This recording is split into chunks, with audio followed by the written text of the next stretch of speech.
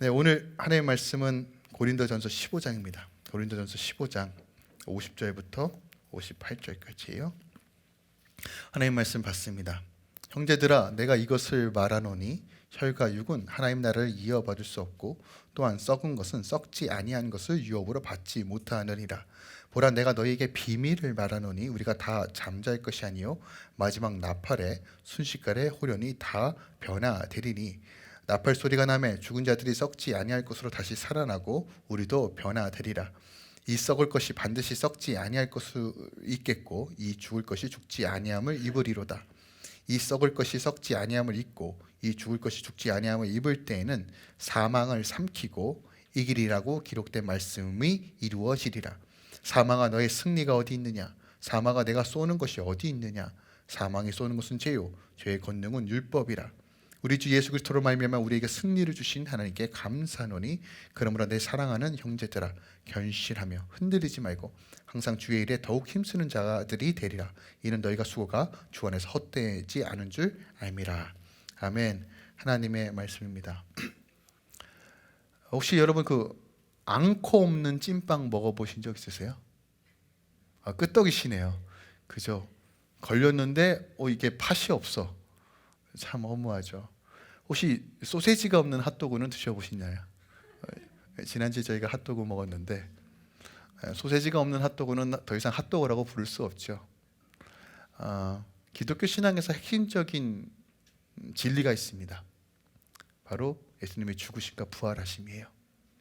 이걸 빼면 앙코 없는 찐빵, 소세지 없는 핫도그와 같습니다. 우리에게 주님의 죽으심과 부활하심은 절대적입니다.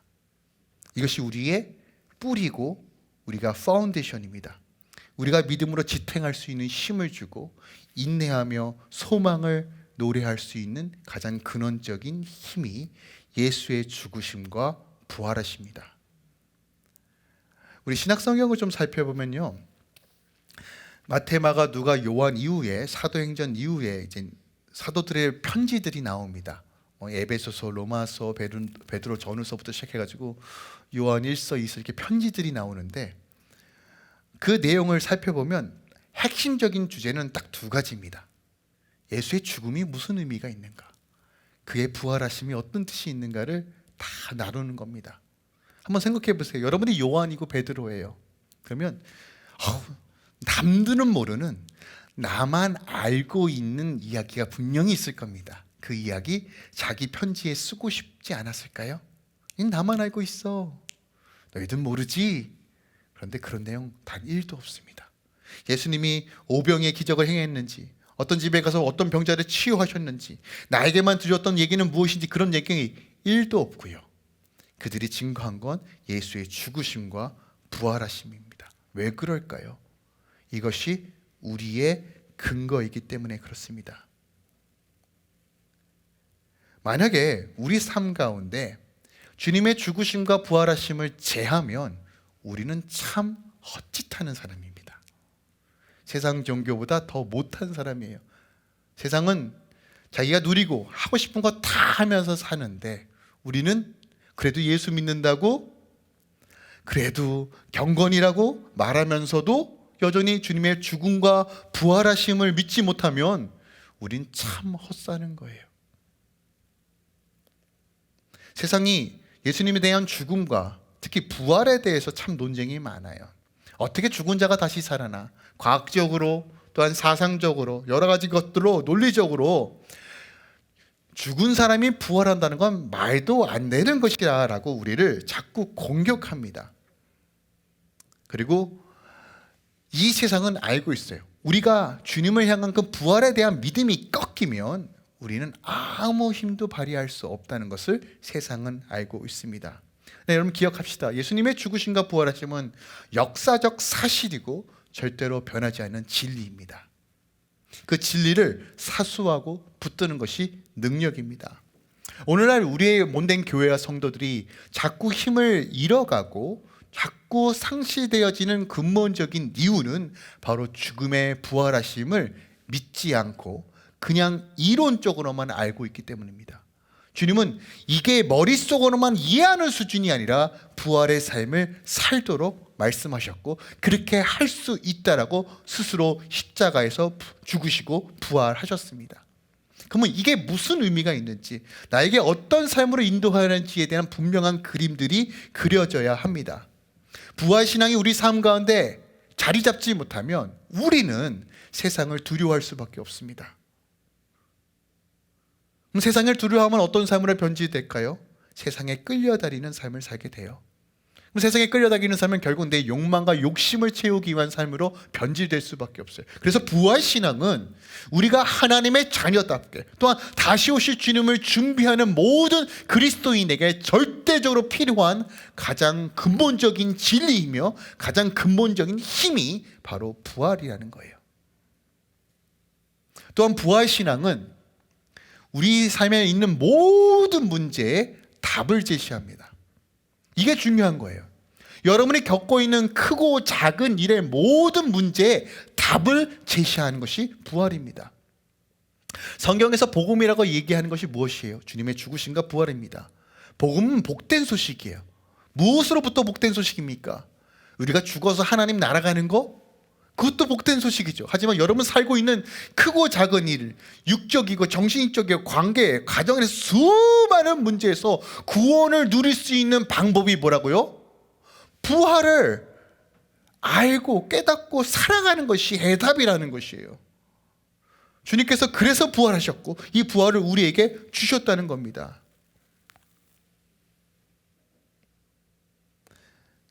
만약에 여러분의 삶에 어떤 문제가 있어요. 이 문제 어떻게 해결하지? 고민하시겠죠. 재정적인 문제가 왔습니다. 그러면 재정적으로 어떻게 풀어야 되죠? 가정에 여러분 다툼이 생겨요. 부부간에 갈등이 생겼어요.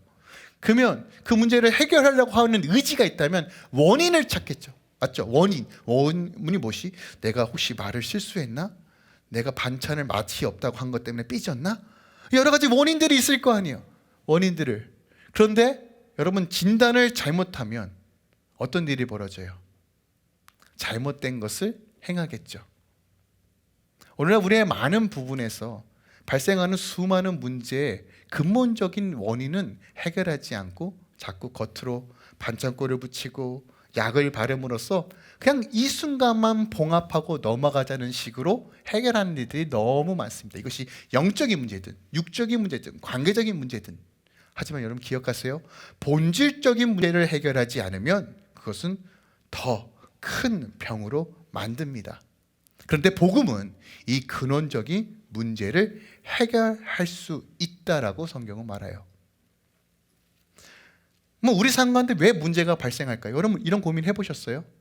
아니 나는 정말 이 가정의 화평과 또한 화목을 원하는데 왜 자꾸 사랑과 정쟁만 우리 가정 안에 일어나지? 나는 정말 애쓰고 사랑하는 마음으로 내 자녀를 대하는데 저 자녀는 왜 나를 원수 보듯이 보지? 내가 저 사람에게 비즈니스를 제안하고 내가 정말 선한 마음으로 도움하길 원했는데 왜 저 사람은 내 마음을 몰라주고 다른 곳에서 딴소리 하지? 혹시 이런 경험은 있으시지 않으셔요? 내 계획대로 안 되고 내 뜻대로 안 되고 의도치 않게 병에 걸리고 하나님 이 타이밍에 이 병에 걸리면 안 되잖아요. 의도치 않은 사고와 사건 때문에 그 문제의 원인이 뭐지? 혹시 고민해 보신 적 있으십니까? 성경은 우리 삶에 일어나는 모든 문제의 근원은 우리가 결핍된 존재이기 때문이다라고 말해요. 우리가 완전한 존재가 아니기 때문에 발생하는 문제라고 말합니다. 늘 우리는 결핍해요. 그래서 뭘 자꾸 채우려고 합니다. 내 상처와 내 연약함 때문에 고통 가운데 또 문제를 해결하려고 하지만 결핍을 숨기고 내가 원하는 방식으로 이 결핍을 채우기 위해 돈을 찾고 사람을 찾고 애정을 찾고 직업을 찾고 공부를 하고 하지만 그 문제가 해결됩니까? 종교를 찾아가서 이 문제를 해결하려고 하는데 찾아집니까? 안 된다는 것이에요. 그런데 부활이 그 해답을 제시한다는 거예요. 그러면 결핍은 무엇으로부터 온 걸까요? 바로 사망과 죽음으로부터 온 거예요. 사망과 죽음은 왜 일어났어요? 영혼으로부터 분리되었기 때문에 사망과 죽음이 온 거예요. 무슨 말입니까? 하나님과의 분리로 인하여 우리는 결핍된 존재, 부족한 존재가 되었고, 그것으로 인하여 우리는 현재 우리가 겪고 있는 모든 문제를 만들어냈다는 것이 성경이 말하고 있는 거예요. 무한하신 하나님, 언리미트 하나님, 뭐든지 하늘 보호자에 계시고 그 보호자에부터 흘러내오는 생수와 그 기쁨과 자원이 끊기니까 우리는 결핍된 상태로 제한되고 한정된 자원을 가지고 사니까 서로 치고 받고 싸우는 것이에요. 그리고 그 피폐한 상태로 어떻게든 살아보려고 하지만 더 궁핍한 경핍의 상태로 치열한 경쟁과 싸움 가운데 치고받고 서로 죽이는 삶으로 이어질 수밖에 없는 이 현실, 이 문제, 이것이 가정이든 나라든 결국 죄로 인하여 사망과 죽음의 권세가 우리를 이끌어갔고, 그것으로 인해 우리는 이 문제에 직면할 수밖에 없다는 거예요. 그런데 창세기를 보시면 우리 그런 존재 아니잖아요. 하나님 그렇게 창조하시지 않으셨잖아요. 우리가 하나님의 형상으로 창조하셨고, 하나님의 그 친밀한 가운데 하나님께서 갖고 계신 그 모든 자원을 우리가 받고 다스리는 존재로 하나님께서 창조하셨어요. 하지만 죄로 인하여 하나님과 우리 관계가 깨졌고, 자연과의 관계가 깨졌고, 사람과 사람 관계가 깨졌고, 나 스스로의 관계가 깨어짐으로써 우리는 결국 사망과 죽음을 향해 나아갈 수밖에 없는 결핍된 존재로서 죽을 수밖에 없는 존재가 되었어요. 이것을 로마서 6장 23절에 이렇게 말합니다. 죄의 삽은 사망이다. 여기서 삽은 뭐예요? 웨이지를 얘기하는 거예요. 노동의 대가로 받는 거예요. 제가 열심히 일했더니 뭐가 나요? 사망이 나왔다는 거예요. 하지만 부활은 이 모든 문제를 근원적인 답을 제시한다는 거예요. 부활은 인간이 가지고 있는 결핍과 부족에 대한 해답을 제시한다는 거예요. 예수 그리스도의 부활, 그리고 그 부활을 믿는 부활 신앙은 결핍과 부족과 외로움과 허무함과 공허함과 두려움의 역사로 죽음의 권세가 우리를 지배함으로써 일어났던 모든 결과물들을 끌어내고 삶의 본질과 이유를 가르쳐 준다는 거예요.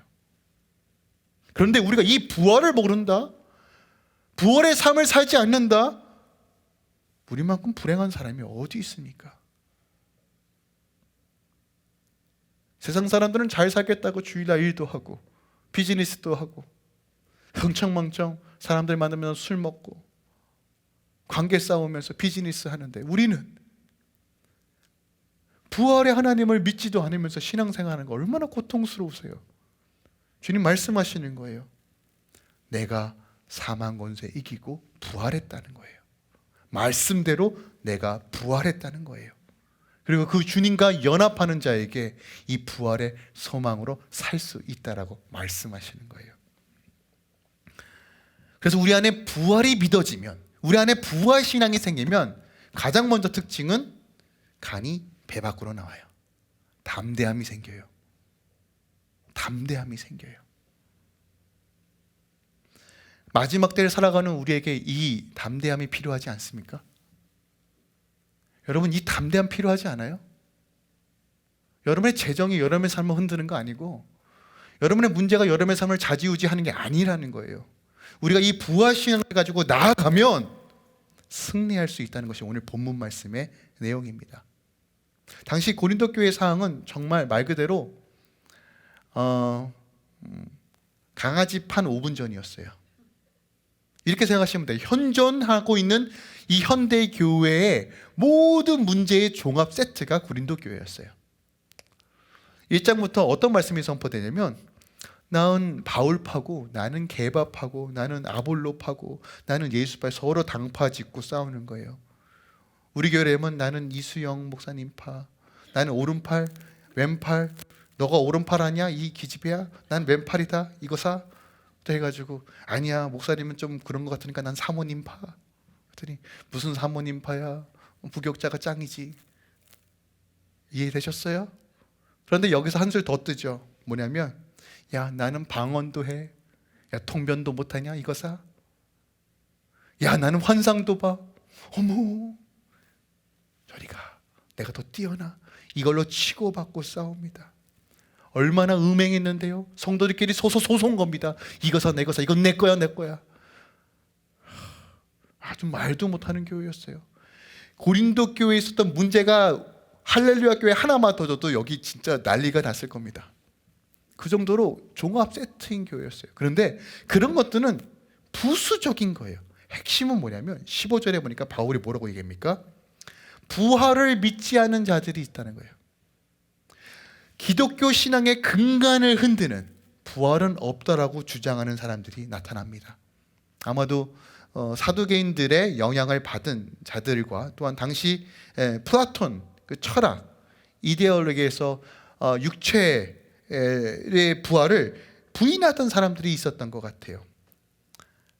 바울은 본문을 통해서 오늘 뭐라고 얘기하냐면 육신의 부활을 부인하는 것은 그리스도의 부활을 부인하는 것과 같은 것이며 결과적으로 복음의 진리와 신앙의 근본에 대한 부정이라고 말하고 있는 거예요. 참된 부활의 의미가 무엇인지를 설명하고 있는 것이 바로 고린도전서 15장입니다. 그러니까 고린도전서 15장 전체는 바울의 경험, 생각, 그리고 그가 바라보고 있는 소망에 대한 부활에 대한 소망을 종합적으로 나열하고 서술한 책이 고린도전서 15장입니다. 그리고 오늘 저희가 읽었던 본문은 이젠 결론에 대한 부분이에요. 고린도전서 15장을 다 다룰 수는 없습니다. 너무 양이 방대하고요. 나중에 기회가 되면 또 부활에 대해서 좀 함께 나누기 원하는데 오늘은 이제 마지막 부분, 이 결론에 대한 부분만 조금 다루기 원합니다. 근데 오늘 본문을 조금 이해하기 위해서는 그래도 앞에 있는 내용이 무엇인지를 좀 이해해야 돼요. 35절부터는 어떤 내용을 담고 있냐면 부활을 의심하는 자들을 향해서 설명을 해요. 어떻게 설명하냐면 자 봐라, 여기 씨앗이 있지. 근데 이 씨앗을 땅에 심었어. 그러면 이 땅에 심으면 이 씨앗이 죽겠지. 근데 죽음을 통해서 새로운 씨앗이 나오는 것처럼 우리의 육체도 이렇게 죽어야지만 새로운 씨앗이 나오는 것처럼 새로운 몸으로 부활의 몸을 갖게 돼라고 설명을 하고 있는 거예요. 그래서 육체에 속한 것, 썩어질 육체가 있고 썩지 않을 육체가 있어라고 설명하고 있는 겁니다. 그리고 오늘 본문에 뭐라고 선포합니까? 형제들아 내가 이것을 말하노니 혈과 육은 하나님의 나라를 이어받을 수 없고 또한 썩은 것은 썩지 아니할 것을 유업으로 받지 못한다라고 이야기하는 거예요.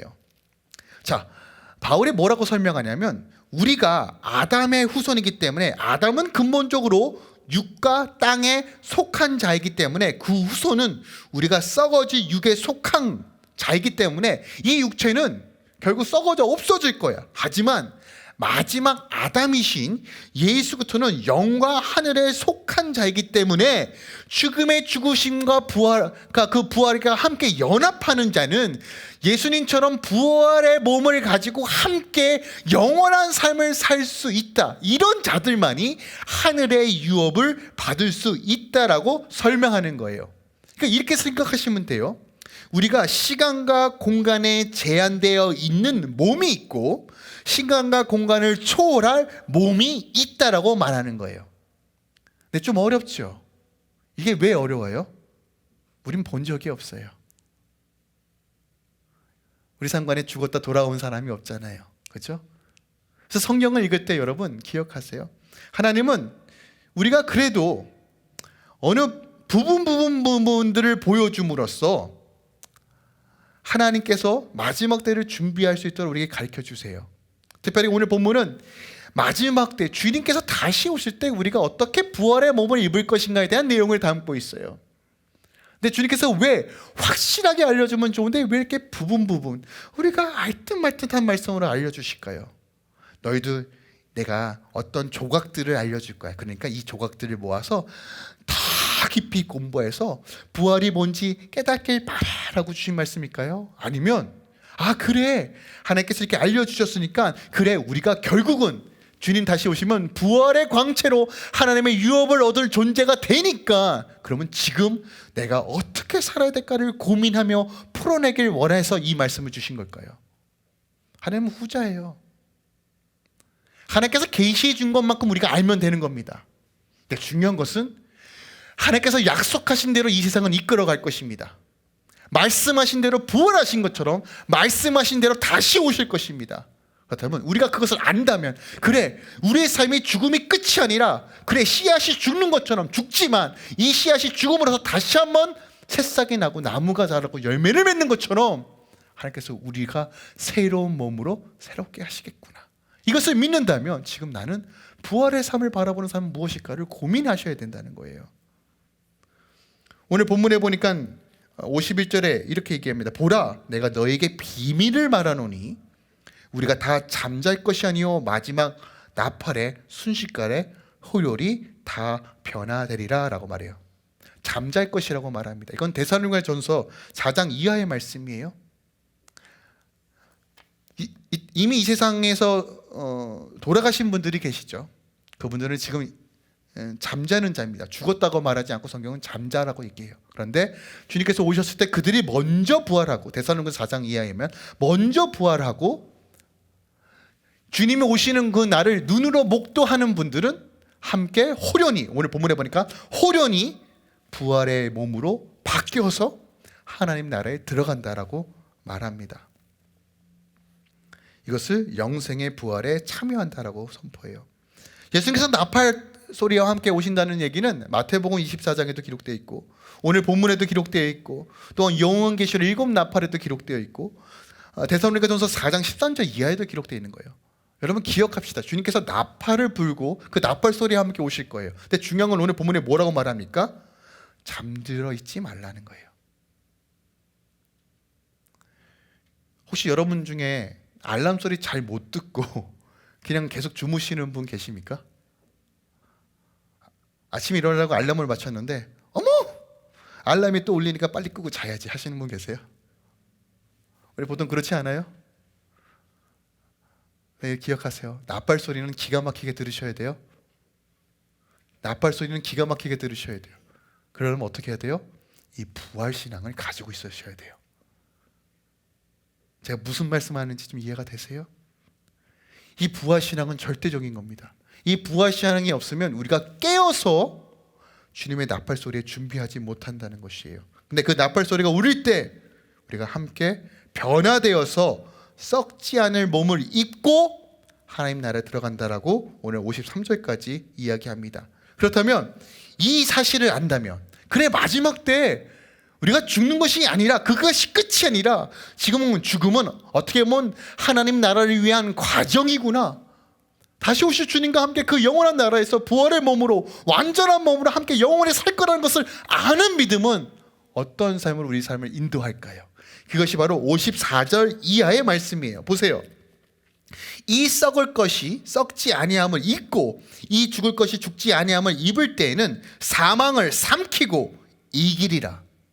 뭐라고요? 사망을 삼키고 이긴다는 것이에요. 이 신앙이 있으면, 이 믿음이 있으면 사망이 더 이상 역사하지 않는다는 것이에요. 그리고 뭐라고 선포합니까? 사망아, 너의 승리가 어디 있느냐? 사망아, 내가 쏘는 것이 어디 있느냐? 사망이 쏘는 것은 죄요, 죄의 권능은 율법이라 말하는 것이에요. 앞서 언급한 것처럼 인간의 본질적인 문제는 죄로부터 시작했다고 말씀드렸죠. 죄 때문에요. 죄가 역사하니까 죽음의 권세가 우리 삶을 역사하는 거예요. 여러분 혹시 이런 얘기 하신 적 있으세요? 야, 진짜 죽겠다. 죽겠다. 정말 너무 힘들다. 죽는 게 사는 것보다 나을까? 절망과 고통과 정신적인 고통과 어려운 가운데 깊숙이 들어가면 사람이 살 소망이 없어요. 삶의 의미를 잃어버렸을 때 우리는 가장 먼저 우리 입에서 나오는 말이 뭡니까? 죽겠다. 왜 내 가정은 풀리지 않지? 왜 나는 자꾸 왜 이렇게 인정을 받지 못하는 것 같지? 왜 내 마음의 상처는 왜 자꾸 절망의 끝으로 향하는 것 같지? 살 소망이 없지? 그때 우리는 정말 죽겠다. 왜요? 사망 권세가 우리 안에 권세로 역사하기 때문에 그래요. 그런데 만약에 여러분 이 사망의 권세가 별거 아니네, 죽음이 끝이 아니네, 예수께서 부활하신 것처럼, 죽음을 이기시고 부활하신 것처럼 예수를 믿는 자, 예수와 연합하는 자에게 부활의 영광을 허락하시네, 이것이 믿어지면 어떤 일이 벌어지는 거예요? 사망아, 너의 승리가 어딨니? 너 죽었구나. 별거 아니구나. 예수께 굴복되었구나. 사망과 죽음이 왕노릇하던 것이 끝났구나. 왕의 왕 주께서 그 사망을 이기시고 생명을 주심으로 우리가 그분을 믿는 믿음으로 사망을 다스리는 존재가 되었구나. 주님께서 이거 우리에게 주시기 원하시는 거예요. 여러분이 말하는 사망은 뭐예요? 어떤 문제 가운데 지금 죽을 것 같으세요? 돈이요? 여러분 돈 싸들고 하나님 나라 가는 거 아니잖아요. 맞죠? 질병이요? 걱정하지 마세요. 하나님의 손에 있으면 어떤 순간에서도 우리는 소망을 노래할 수 있어요. 그것이 부활신앙이에요. 주님께서 부활하신 건 이런 의미가 있는 거예요. 육체에 따라 사는 삶이 아니라 하늘의 소망을 두고 사는 삶, 이것이 우리의 힘이라는 거예요.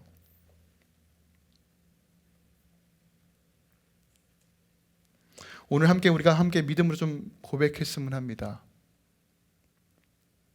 오늘 55절과 56절과 57절 우리가 함께 믿음으로 함께 선포했으면 합니다.